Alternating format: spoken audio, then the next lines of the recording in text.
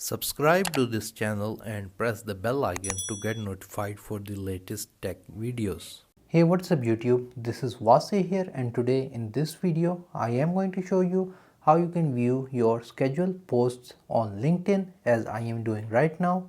So let's begin the video. First of all, you're going to sign into your LinkedIn account, and in the home page simply click on start a post.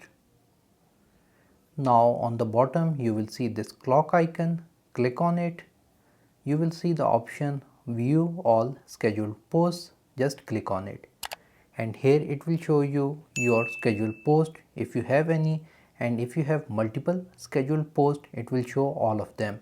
Other than that, you can click on the show more button and see the complete details.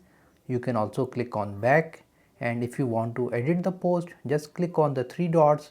You can instantly post it. You can modify the schedule time or date. You can also edit the post if you have written something wrong, and you can also delete the post.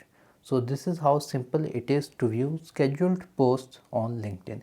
If you guys liked this video, make sure to like it. If you have any other questions regarding this video, write them in the comment section below.